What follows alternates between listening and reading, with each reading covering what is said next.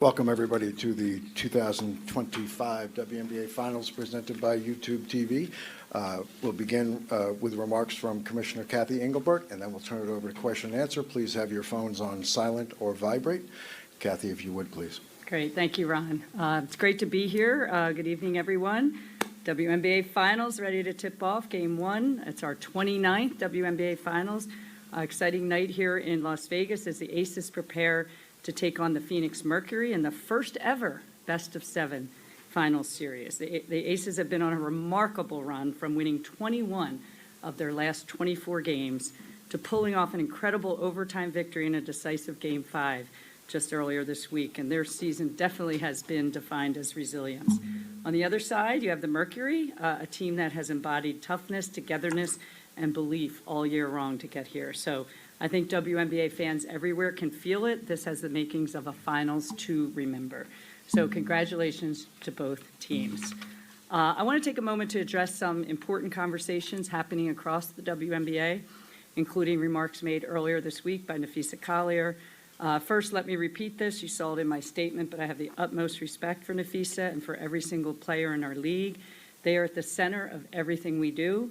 I was disheartened to hear that some players feel the league and me personally do not care about them or listen to them. And if the players in the W don't feel appreciated and valued by the league, then we have to do better and I have to do better.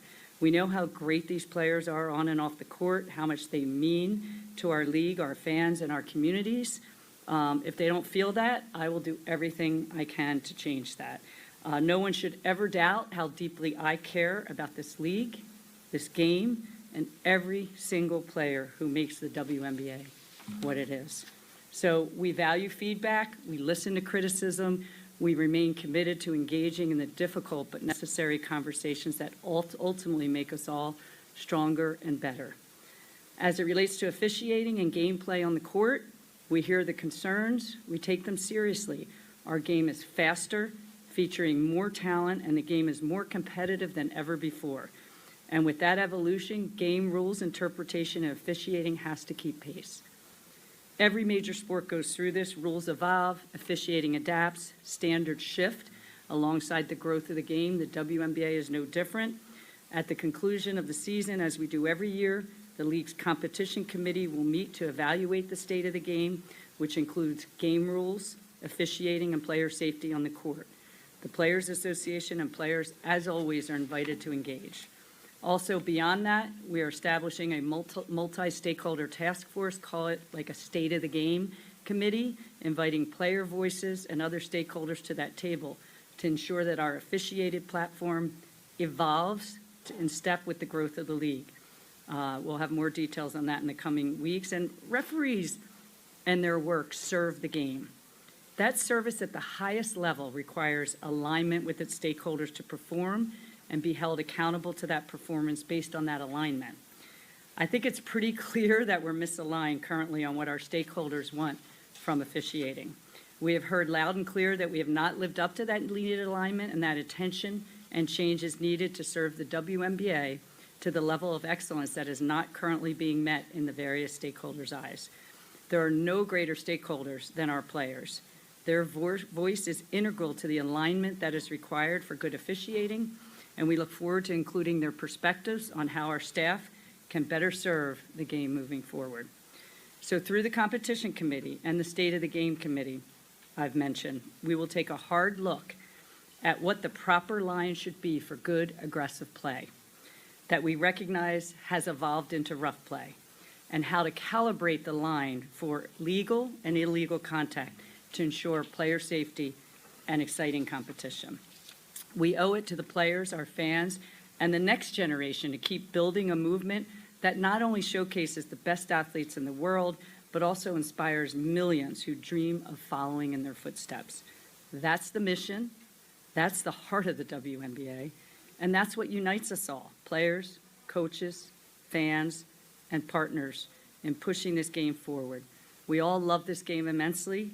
Together, we've made incredible progress. We've eclipsed previous records, we've expanded our footprint, and we've bolstered the position of our league. And since I know you will ask me about the CBA, I want to briefly cover this. We continue to meet and have important conversations with the Players Association. I want to reiterate that we want much of the same things that the players want. We want to significantly, and I mean significantly, increase their salary and benefits, while also supporting the long-term growth and viability of the WNBA. We have made proposals to that end. We have been meeting regularly throughout the summer and playoffs, and we will continue to negotiate in good faith until we get a transformative deal done. So in closing, these finals mark the end of what has been a landmark season for the WNBA, a season defined not just by the remarkable play on the court, but by the passion, the investment, and the belief in what this league can become. There is still much work to do, and we welcome that work, because the WNBA has always been about building something bigger than the game itself. And we know the best way forward is together.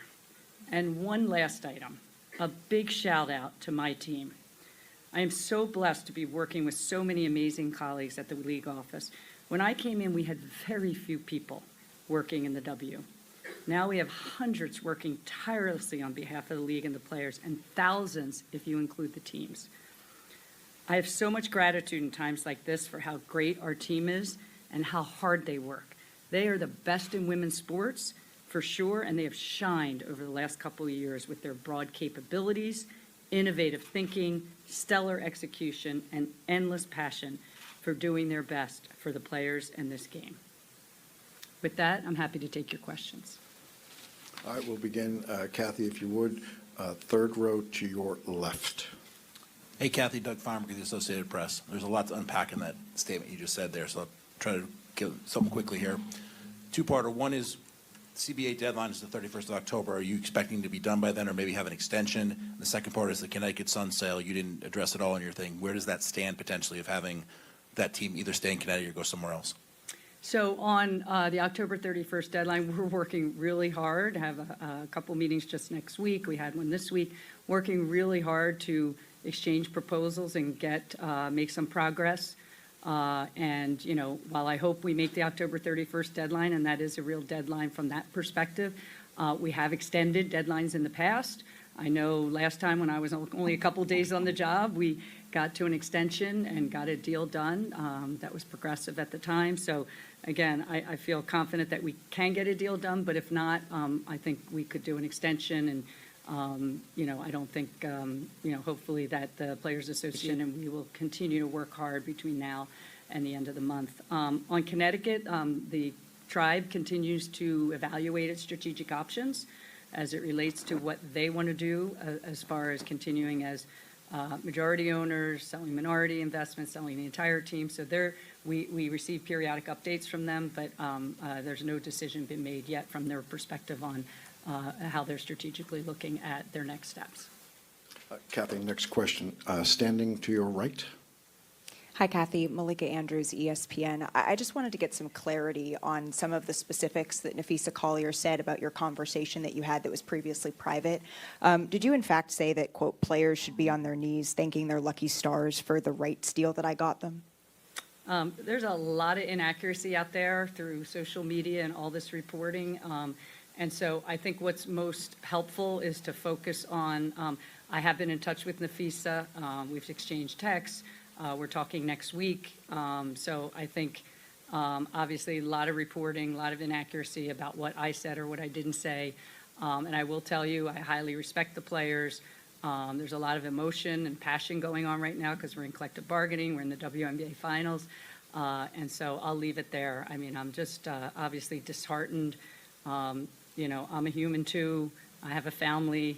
I have two kids who are devastated by these comments, and so all I'll say is just, you know, it's obviously been a tough week, and I just think there's a lot of inaccuracy out there. Absolutely respect that piece of it. I did want to follow up, though, and ask, I think that the growing sentiment around the league, right, is that players, they feel that the right leadership isn't in place right now in the league office. So do you feel that you're still the right voice and expect to continue to be commissioner beyond this CBA? Thank you. I certainly, that's another inaccurate statement out there that everybody reads and takes clickbait on. Obviously, I've never been a quitter. I'm entering my 40th year, actually, this month in business. never been a quitter, never shied away from tough situations. I think leadership, the cream always rises to the top, and I've always been someone who believes in the fact that if there's things we need to fix, we're going to fix them. If there are things the players have a perspective on that they don't like that we're doing or I'm doing, we'll fix them, Malika. So I think there's a point in time when obviously there's a lot of, and I said emotion, passion, whatever you want to call it, about what's going on right now. The league has grown enormously over the last 5 years. It's incredible what these players have done day in and day out, and they deserve all the credit. But as I said, my staff and the staff of the teams and the owners in this league have made tons of investments to get to where we are today. And so I'm not going to shy away. I'm the commissioner of this league, the leader of this league. I think we've accomplished a lot, but we have a lot more hard work to do. There's so many more things we can do together, and I hope that the players see that. And I'm certainly, looking forward to meeting with them in the off season as we get to the next level, especially with so many great things that are going to happen in the off season into next season. Kathy, our next question will come from the front row to your right. Hey, Kathy, Kareem Copeland, Kareem. Washington Post. Kind of still going on that same plane. You talked about you'll do anything you can to kind of repair this relationship. What steps can you take, will you take to try to repair the relationship with the players? Because obviously that's got to be something that you guys have to be partners in this whole thing. Yeah, I think it starts with Napheesa and I will sit down and chat. I've also communicated with a lot of other players this week who have been great. Obviously, we've got the finals going on here.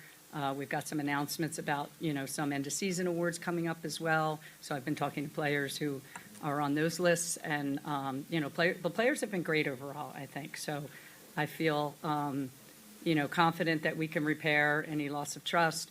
I think, again, as we sit here in heavy bargaining discussions, I think, again, we want everything that the players want. From the perspective of significant increases in salaries and benefits, and I hope all the players will engage and know what proposals we've put on the table. And I think now's the time to do that as we get up to, the end of the season and then into the end of this calendar year. So yeah, we'll dialogue with players. I mean, one-on-one relationships, groups of relationships. Players have reached out to me, obviously. So have a lot of people in the basketball ecosystem about all the momentum we have and how important it is to continue that momentum. And I think together we need to move forward. So appreciate the question, Kareem. Kathy, our next question will come to your right in the third row. If you would raise your hand when you're called on, please. Hi, Kathy. Jackie Powell with the 9 Basketball. A trend we've seen this season has been the increase in injuries. According to the 9 Basketball's database of injuries were up 36% this year. And even in the WNBA's own numbers that were shared with Bloomberg, they say they were up 29%. So amid change to officiating and what could come of that, I guess, what is the league prepared to do to address this increase in injuries going forward? Yeah, it's an excellent question. Obviously, injuries are the worst part of sports, in my view, especially injuries that occur, due to the physicality. I think our game is bigger, faster, stronger, certainly even in the last 5 years since I've come in to the league. I think the training, the development, the strength and conditioning, the nutrition, everything that's going into the level of the players that a lot of our fans like is also adding to that physicality. And that's why I said in my prepared remarks, we have to determine where the players want that line to be, because I think they want some of that, but obviously we don't want injuries. And fortunately, you see it in other sports too, that injuries are part of that. And we have to do everything, use of technology too, and wearables and other things that can help determine research around injuries and when they're happening, and some of these non-contact injuries as well, more evaluation and research as it relates to that. So yes, we'll be studying a lot of that as we go into using our experts and our physicians, our sports medicine doctors, things like that, to determine what's the best path forward. But I think ultimately it's going to come back to working with the players as to what that line is that we talked about on the physicality of the game. Because while some of the injuries were non-contact, some of them are through the physicality of the game. So I think that's something we're obviously going to study, look at the data, and see everything we can do to help with the player safety aspect of that. Kathy, next question to your left in the second row. Hey, Kathy. Ben Pickman with The Athletic. Two questions. One point of clarification, is the meeting with Fee in person or is it a virtual meeting? We haven't determined yet. We just said, let me get through the beginning of the finals, and we'll talk next week. Got it. And what role is Adam Silver playing in the CBA negotiation?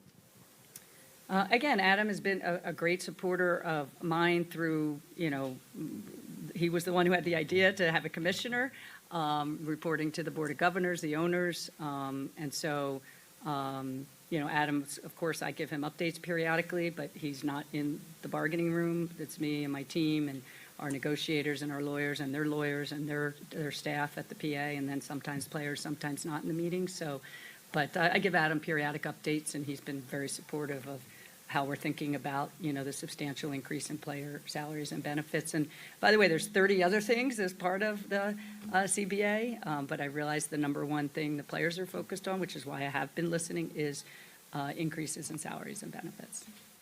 Kathy, next question, third row center.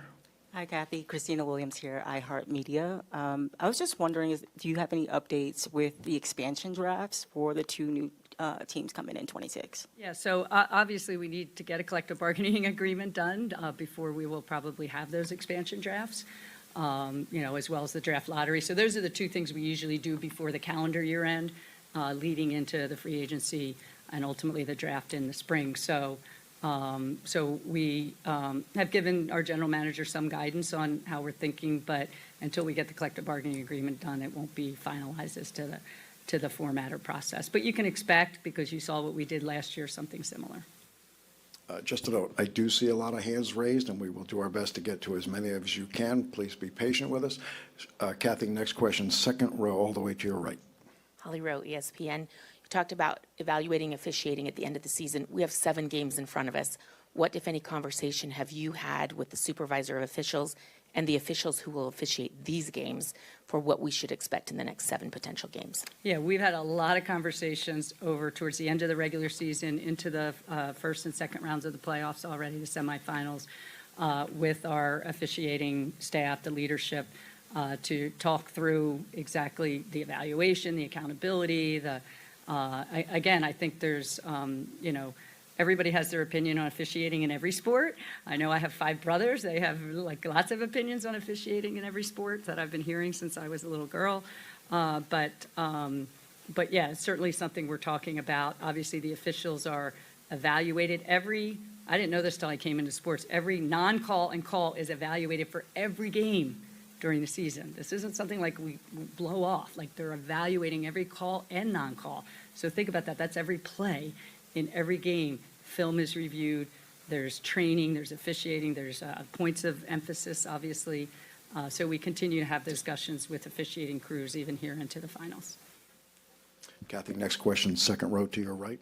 Kathy, when it comes to CBA negotiations, what would you say specifically are the things that the players are asking for right now? We've heard, like you just said, that their priorities are salary structure, rev share, that the owners feel like you're not saying eye to eye on, or they can't, I guess, right now say yes to. Yeah, I think it's all about balancing the significant increase in salaries and benefits with the long-term viability of the league. So, we've made proposals with significant rev share components already in the money, rev share components, as I reported. I guess it was at All-Star. They're obviously bargaining for more. And so we're just trying to obviously balance looking out many years, because CBAs are typically several years long, whether it's 8 years, 6 years, whatever you want to call it. So looking out to make sure that, and I think the players want this too, that the next generation of players that come after them have a viable league to play in. So that's what we're just kind of going back and forth, determining where that right balance is. And so I think we all agree we're trying to return every dollar we possibly can to the players, but we also want to incentivize investment from owners. We want owners to have a viable business, and obviously we're looking at expansion up to 18 teams by the end of the decade. So that's important that those owners coming in have a shot at a viable economic model for the future. And so that's the balance. The balance is between, I would return every single dollar we possibly can, and we will, but balancing that with making sure our owners are incentivized to continuing investment. You saw what LA announced on their practice facility. Obviously, we have lots of other player experience investments going on by many of our owners. We want to continue to have that incentivized because that actually has helped player health and safety, including the charter program, et cetera. So it's memorializing that too, and making sure that we're providing the best environment for players and that our owners are continue to invest. Cathy, next row, second row. I'm sorry, next question, second row center.